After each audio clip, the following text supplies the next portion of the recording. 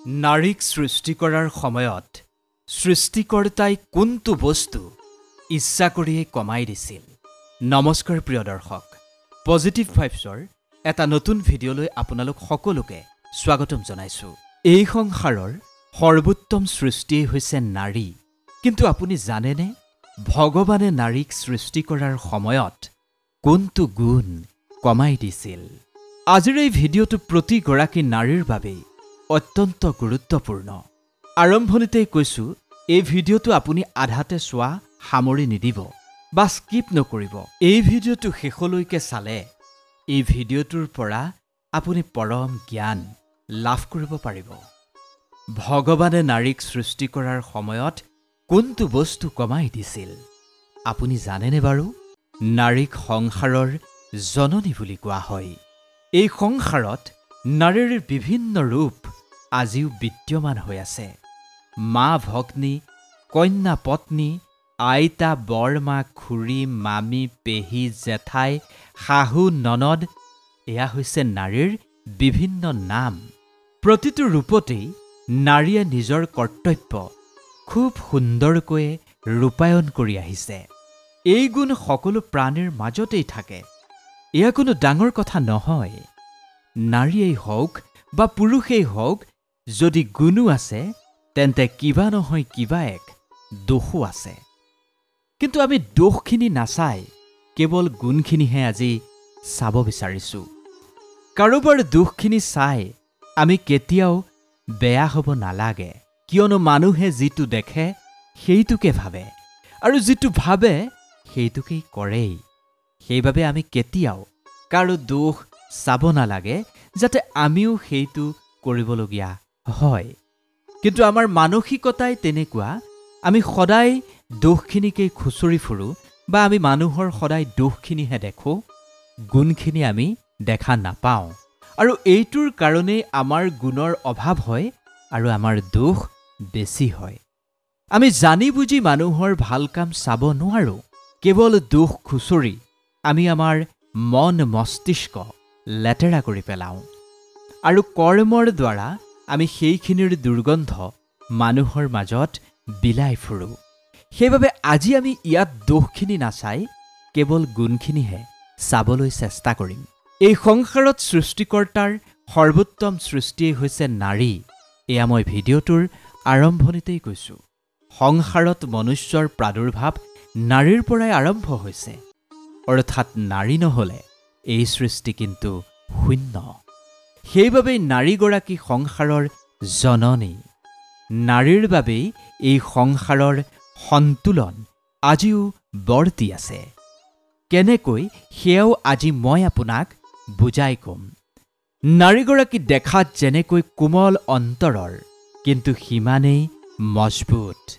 সংসাৰৰ সকলো দুখ, সকলো সংকট, যিকোনো পৰিস্থিতিৰ সৈতে যুঁজিবলৈ এগৰাকী নাৰীৰ মাজত শক্তি আৰু সামৰ্থ্য থাকে, যিখিনি এজন পুৰুষৰ বহুগুণে কম থাকে।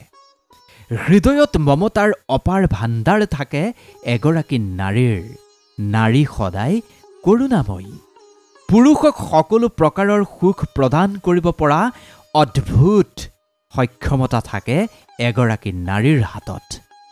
নাৰীগৰাকী মানৱ আৰু মানৱতাৰ ৰক্ষক। সেইবাবে আমাৰ সমাজত নাৰীক দেৱীৰূপে গণ্য কৰি পূজা প্ৰাৰ্থনা কৰা হয়। কোৱা হয়, যিখন ঘৰত নাৰীৰ পূজা হয় সেইখন ঘৰত হেনো দেৱী দেৱতাই বাস কৰে। য'ত নাৰীক অপমান কৰা হয়, দবাই ৰখা হয়, অন্যায় কৰা হয়, ককৰ্থনা কৰা হয়, নিৰ্যাতন চলোৱা হয়, তিৰস্কাৰ কৰা হয়, সেই স্থানত দেৱী দেৱতা নাথাকে।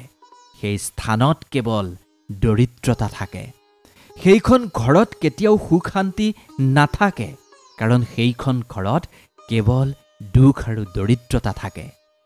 নাৰীক পূজা কৰিলেহে ঘৰলৈ মা লক্ষ্মীৰ আগমন হ'ব। সেইবাবে নাৰীক কেতিয়াও অপমান নকৰিব, তুচ্ছ তাচ্ছিল্য নকৰিব। এজন পুৰুষৰ শোভা এগৰাকী নাৰীয়ে বৃদ্ধি কৰে। এখন ঘৰ এগৰাকী নাৰীয়েহে স্বৰ্গ বনাব পাৰে। যিমানেই আপুনি সুন্দৰকৈ ঘৰখন তৈয়াৰ নকৰক লাগিলে, সেইখন তেতিয়ালৈকেহে ঘৰ হৈ থাকে যেতিয়ালৈকে তাত এগৰাকী নাৰী থাকে। যেতিয়ালৈকে ঘৰখনত এগৰাকী নাৰী নাথাকে সেইখন ঘৰ কিন্তু কেতিয়াও স্বৰ্গ নহয়। নাৰীক গৃহিণী বুলি এই কাৰণেই কোৱা হয় কাৰণ তেওঁৰ আগমনতহে এখন ঘৰ সম্পূৰ্ণ হয়। নাৰী অবিহনে ঘৰ এখনৰ কোনো শোভা নাথাকে, সৌন্দৰ্য নাথাকে। ভগৱানে বহুত ভাবি চিন্তিহে নাৰীক ৰচনা কৰিছে। নাৰীক সৃষ্টিৰ বাবে পৰমাত্মাই বহুত বেছি হেনো সময় লৈছিল যাতে নাৰীৰ মাজত কোনো গুণৰেই অভাৱ নহয়। কোৱা হয় ভগৱানে যেতিয়া সৃষ্টিৰ ৰচনা কৰিছিল তেতিয়া ভগৱানক একোৱেই হেনো সময় লগা নাছিল, কিন্তু ভগৱানে যেতিয়া নাৰীক সৃষ্টি কৰিছিল তেতিয়া ভগৱানক বহুত বেছি সময়ৰ প্ৰয়োজন হৈছিল। নাৰীক সৃষ্টি কৰি কৰি ভগৱানৰ যেতিয়া কেইবা দিনো গুচি গৈছিল আৰু সম্পূৰ্ণ হোৱাও নাছিল সৃষ্টি, তেতিয়া ভগৱানৰ এজন সেৱকে এয়া দেখি ভগৱানক প্ৰশ্ন কৰিবলৈ বাধ্য হৈছিল, সম্পূৰ্ণ সৃষ্টি এক পলকত নিৰ্মাণ কৰা ভগৱানে এটা সৃষ্টিৰ বাবে ইমান সময় কিয় লগাইছে? সেৱকজনে ভগৱানক সুধিয়েই দিলে, হে পৰমেশ্বৰ, হে সৃষ্টিকৰ্তা, হে অনন্ত কোটি ব্ৰহ্মাণ্ডৰ অধিকাৰী, এই সমগ্ৰ ব্ৰহ্মাণ্ড ৰচনাৰ বাবে তোমাক এক পল সময়ৰ প্ৰয়োজন নহৈছিল, কিন্তু এয়া তুমি কি ৰচনা কৰিছা প্ৰভু, যে সৃষ্টিত তোমাক ইমান সময়ৰ প্ৰয়োজন হৈছে? তেতিয়া সেৱকজনৰ সেই প্ৰশ্ন শুনি ভগৱানে ক'লে, এয়া হৈছে মোৰ সৰ্বোত্তম সৃষ্টি, এয়া হৈছে মোৰ সৰ্বশ্ৰেষ্ঠ সৃষ্টি। পৃথিৱীলোকত এই সৃষ্টিক নাৰী নামেৰে সম্বোধন কৰা হ'ব। এই সৃষ্টিৰ ভিতৰত মই অপাৰ গুণ প্ৰতিষ্ঠা কৰিছোঁ যাতে প্ৰতিটো কামৰ বাবে মই পৃথিৱীলৈ গৈ থাকিব নালাগে। মোৰ এই সৃষ্টিৰ বিভিন্ন ৰূপ থাকিব, নাম থাকিব। মুখ্যতঃ এয়া 4টা ৰূপত মানুহে দেখিবলৈ পাব, মা, ভগ্নী, পত্নী আৰু কন্যা। এই সৃষ্টিৰ ওপৰত মই বহুত ডাঙৰ দায়িত্ব অৰ্পণ কৰিছোঁ। সেইবাবে মই এই সৃষ্টিক প্ৰতিটো পৰিস্থিতিত যুঁজিব পৰাকৈ ৰচনা কৰিছোঁ। ইয়াৰ মাজত সাহস আৰু সহনশীলতাৰ অদ্ভুত সংমিশ্ৰণ আছে। কঠিনৰ পৰা কঠিন পৰিস্থিতিটো নিজক চম্ভালি ৰাখিব পৰা সক্ষমতা এই সৃষ্টিৰ মাজত আছে। যিকোনো পৰিস্থিতিৰে যুঁজ, অনেক দুখ সহ্য কৰি সকলোকে সুখী কৰি হহুৱাই ৰখাৰ শক্তি সামৰ্থ্য আছে এই সৃষ্টিৰ মাজত। পৰিয়াল, সন্তান, স্বামী সকলোৰে প্ৰতি সমৰ্পিত মনোভাৱ আছে এই সৃষ্টিৰ মাজত। কেতিয়াবা এনেকুৱা সময়ো আহিব ভিতৰৰ পৰাই ভাগি পৰিব, কিন্তু তাৰ পিছতো নিজেই নিজক চম্ভালি এক নতুন জীৱনৰ সঞ্চাৰ কৰিব পৰাৰ সক্ষমতা আছে মোৰ এই সৃষ্টিৰ মাজত। এইখিনিয়েই বিশেষ গুণৰূপে চিহ্নিত এগৰাকী নাৰীৰ ক্ষেত্ৰত। ৰোগ শোক সকলো সহি নিজৰ দায়িত্ব কৰ্তব্য সুচাৰুৰূপে পালন কৰি যাব পাৰে এগৰাকী নাৰীয়ে। ভগৱানৰ মুখৰ পৰা নাৰীৰ সহনশীলতা আৰু কৰ্তব্য পৰায়ণতাৰ কথা শুনি সেই সেৱকজন আচৰিত হৈ গ'ল। তেওঁ দেখিলে এই সৃষ্টিৰ আকৃতি দেখোন পুৰুষৰ দৰেই, 2খন হাত, 2খন কাণ, 1খন মুখ, সকলো পুৰুষৰ সমানেই। এনে স্থলত এওঁ 2খন হাতেৰে ইমানখিনি কেনেকৈ কৰিব পাৰিব? ভগৱানে তেতিয়া ক'লে, এই সৃষ্টিৰ আকৃতি যদিও পুৰুষৰ দৰে, তথাপিও এই সকলোবোৰ কৰাৰ ক্ষমতা এই নাৰীৰ মাজতেই থাকিব। সেইবাবে ইয়াক মোৰ অদ্ভুত সৃষ্টি বুলি কোৱা হ'ব। ভগৱানৰ কথা শুনি সেৱকজনে সেই সৃষ্টি এবাৰ চুই চালে। তেওঁ চাব বিচাৰিলে সকলো বিপত্তি, সকলো দুখ সহ্য কৰিব পৰা এই সৃষ্টিৰ কিমান ক্ষমতা আছে বা এই সৃষ্টি কিমান বেছি কঠোৰ। কিন্তু চুই যেতিয়া দেখিলে বহুত বেছি কোমল আছিল। কোমল দেখিয়েই সেৱকজনে হাঁহিবলৈ ধৰিলে। ভগৱানে সুধিলে, তুমি হাঁহিছা কিয়? তেতিয়া সেৱকজনে ক'লে, প্ৰভু, আপুনি কৈছে এই সৃষ্টিৰ নাম নাৰী হ'ব আৰু নাৰীয়ে যিকোনো পৰিস্থিতিৰ সৈতেই যুঁজ দিব পাৰিব, কিন্তু আপুনি যি সৃষ্টি কৰিলে এয়াতো একেবাৰে কোমল। এই সৃষ্টিয়ে কেনেকৈ সকলো পৰিস্থিতিৰ সৈতে যুঁজ দিব পাৰিব প্ৰভু? মইতো ভাবিছিলোঁ পুৰুষতকৈও এই সৃষ্টি যথেষ্ট কঠিন হ'ব, কিন্তু আপুনিতো এয়া ফুলৰ দৰে একেবাৰে আলফুলীয়া বনাই পেলালে। তেতিয়া ভগৱানে ক'লে, মোৰ এই সৃষ্টিৰ এয়াইতো বিশেষত্ব। এই সৃষ্টি বাহিৰৰ পৰা যিমান কোমল, ভিতৰৰ পৰা সিমানেই মজবুত হ'ব। ইয়াৰ সাহস, ধৈৰ্য আৰু সহনশীলতা তোমালোকে দেখি আচৰিত হ'বা। এইখিনি শুনি সেৱকজনৰ মনত সেই সৃষ্টিৰ বিষয়ে জানিবলৈ আৰু অধিক উৎসুকতা বৃদ্ধি পালে। সেৱকজনে ক'লে, হে পৰমেশ্বৰ, নাৰীয়ে কি পুৰুষৰ দৰেই ভাবিব পাৰিবনে? তেতিয়া ভগৱানে ক'লে, মোৰ এই সৃষ্টিৰ ভাবিব পৰা শক্তিও অতি অদ্ভুত আৰু সমাধান কৰাৰ সামৰ্থ্যও যথেষ্ট পৰিমাণে বেছি। সেৱকজনে দেখিলে ভগৱানে সৃষ্টি কৰা নাৰীৰ গালত পানীৰ টোপাল আছে। সেৱকজনে গালখন স্পৰ্শ কৰি দেখিলে সঁচাই পানী আছিল। সেৱকজনে ক'লে, ভগৱান, এওঁৰ গালৰ পৰা পানী কিয় ওলাই আছে? তেতিয়া ভগৱানে ক'লে, এইখিনি তেওঁৰ চকু পানী। এই পানী তেতিয়াহে ওলাব যেতিয়া তেওঁ অন্তৰৰ পৰাই নিজেই নিজক দুখী অনুভৱ কৰিব। যেতিয়াই এওঁৰ ভিতৰত কিবা বেদনা থাকিব, সেয়া শাৰীৰিকেই হওক বা মানসিকেই হওক, সেই সময়ত এওঁ তেওঁৰ দুখবোৰ চকু পানীৰ দ্বাৰা বাহিৰলৈ উলিয়াই দিব। মনৰ সকলো পীড়া, সকলো ব্যথা চকুৰ পানীৰ ৰূপত তেওঁ বাহিৰলৈ উলিয়াই দিব পাৰিব আৰু লগে লগেই এওঁ নিজক মজবুত, শক্তিশালী কৰি তুলিব পাৰিব। নিজৰ দুখ পাহৰাই তুলিব পাৰিব। এক অদ্ভুত শক্তি থাকিব এই নাৰীৰ মাজত। এওঁৰ মাজত এনেকুৱা শক্তিও থাকিব, চকু পানীৰ দ্বাৰা ভাল ভাল মানুহক বশ কৰি দিব পাৰিব আৰু এওঁ চকু পানীৰখিনিয়েই অস্ত্ৰ হ'ব তেওঁৰ বাবে। ভগৱানৰ কথা শুনি সেৱকজনে ক'লে, সঁচাই প্ৰভু, আপুনি মহান। আপুনি নাৰীক সৃষ্টি কৰি সঁচাই সংসাৰখন সজাই পেলালে। সংসাৰলৈ এক অমূল্য সম্পদ আপুনি পঠিয়াই এই সংসাৰ, এই সৃষ্টিৰ প্ৰসাৰতা কৰিলে। নাৰীৰ ত্যাগ, বলিদান, সাহস আৰু সহনশীলতা বাস্তৱতেই অদ্ভুত আৰু অকল্পনীয় প্ৰভু। ত্যাগ ইমানেই বেছি যিখিনি কোনেও কৰিব নোৱাৰে। কেনেকৈ পিতৃ মাতৃ, ভাই ককাই, বাই ভনী, আত্মীয় স্বজনৰ সকলোকে এৰি বিয়া হৈ অন্য পুৰুষৰ সৈতে থাকিবলৈ গুচি যাবলগীয়া হয় এগৰাকী নাৰী।